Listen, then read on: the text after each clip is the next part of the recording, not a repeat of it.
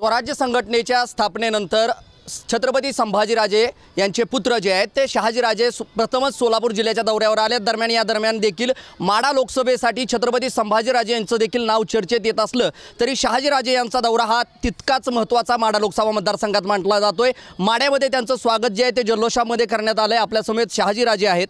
महाराज, ज्या पद्धतीने एकीकडे उत्साह शिवजयंतीचा वाहतोय प्रचंड शिवभक्तांमध्ये, दुसरीकडे आपला हा दौरा होतोय, एकीकडे शिवचैतन्याचं वातावरण आणि दुसरीकडे मराठा आरक्षणाचा वनवा जो आहे तो मनोज जरांगे पाटील यांच्या माध्यमातून सुरू आहे. कसं पाहताय एक मराठा समाज बांधव म्हणून तुम्ही?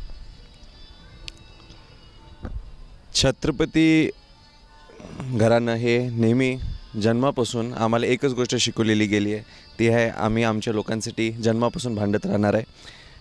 आणि आता जे आरक्षणाबद्दल विषय जे चालू आहेत त्याच्याबद्दल मला वाटते, मी अजून लहान आहे, त्याच्यात अजून संभाजीराजे त्याच्यावर तुम्हाला जास्त स्पष्टता देऊ शकतात. पण ते जर सोडलं तर मी एक छत्रपती घराण्याचा वंशज म्हणून मी आज इथं लोकांना भेटायला आलो आहे, लोकांची चर्चा करायला आलो आहे आणि माढा लोकसभात बघायला आलो आहे की माढा लोकसभात आहे काय, किती काम झालं आहे आणि लोकांनी काय काय केले आजपर्यंत. आणि आम्ही पूर्ण आमच्या स्वराज्य टीमबरोबर आम्ही सगळीकडं फिरायला लागलो आहे. आणि खरं तर बघायचं असलं तर तुम्ही ह्याला पाहणी म्हणू शकताय एक कार्यक्रमाच्या पेक्षा जास्त. ज्या पद्धतीनं कामं पाहणी करण्यासाठी आलात, कुठं तर कामं झालेत, काय संवाद काय साधला नाही? माढा लोकसभेचा खऱ्या अर्थानं विकास झाला आहे का? नाही बघा, आता मी पाहणी आलो आहे, पाहणीचा रिपोर्ट तुम्हाला द्यायला नाही आलो आहे, तर रिपोर्ट तो आम्ही तरी तसं मी अजून आज तुम्हाला नाही बोलू शकत. पण नक्कीच पाहणीचा रिपोर्ट ज्यांना द्यायचा आहे तो मी त्यांना देणार आहे.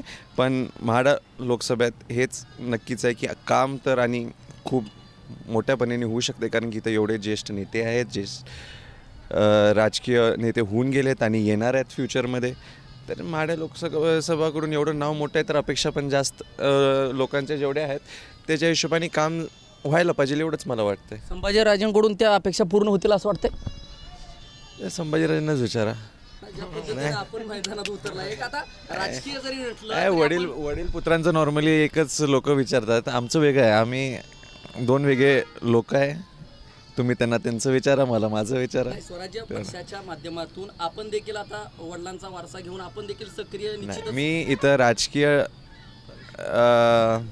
हेतुनी नाही आलो आहे, मी इथं समाज करण्याच्या हेतुनी आलो आहे. इथं राजकीय आजच्या दौऱ्यात तुम्ही जर बघितलं तर राजकीय कार्यक्रम एकही नाही आहे. आपण शिवजन्मोत्सव सोहळ्याचे 2 कार्यक्रम घेतलेत, आपण शाखा उद्घाटन घेतलेत, तर आपण राजकीय हेतू व्हायला काही नाही आहे. ज्या पद्धतीनं गरजवंत मराठ्यांचा लढा जो आहे तो मनोज जरांगे पाटील लढतायत. मागील 7 दिवसापासून अन्नाचा कण त्यांच्यासाठी त्यांच्या पोटामध्ये नाही आहे. एकीकडे मराठा समाजाला आतापर्यंत जे गोरगरिबासाठी लढणारं नेतृत्व नव्हतं ते त्यांच्या माध्यमातून झाले. लाखोंचा मराठा फौज वाशीमध्ये दमला होता. त्यानंतर आरक्षणाची अंमलबजावणीसाठी पुन्हा एकदा उपोषण करावं लागते जरांगे पाटलांना. काय वाटतं, एक सरकार दरबारी आपलं काय मागणं असणार? परत एकदा मी म्हणलो, मी इथं राजकीय काय बोलणार नाही आहे. नाही, राजकीय नाही. आता समाजाचा जर तुम्ही विषय बोलताय तर समाजाच्या हीच लढाई ही कित्येक वर्षापासून चालू आहे.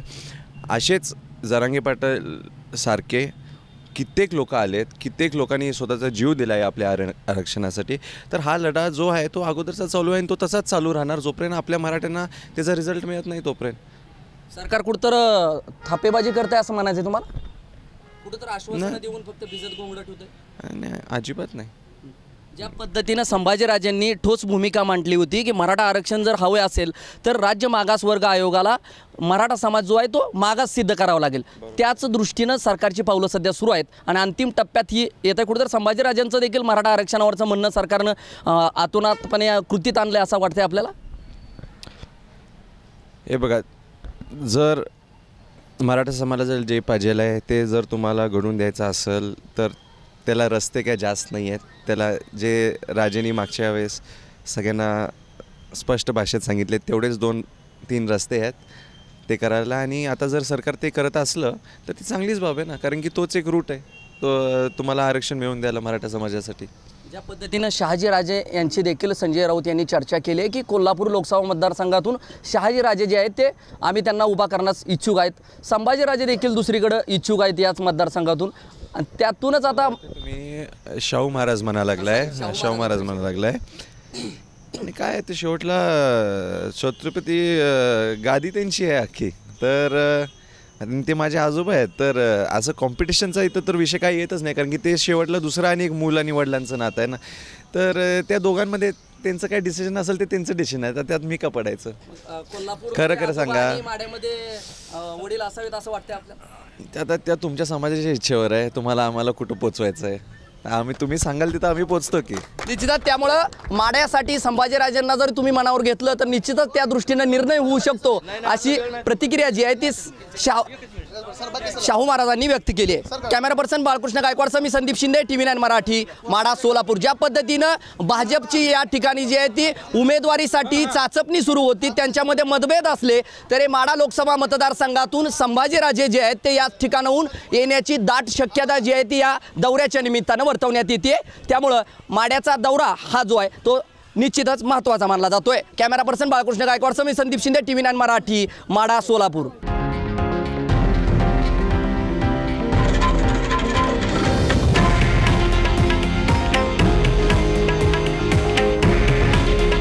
हे आहे देशातील नंबर 1 न्यूज नेटवर्क आणि आपण पाहत आहात TV9 मराठी. काळजी तुमची, हित महाराष्ट्राचं.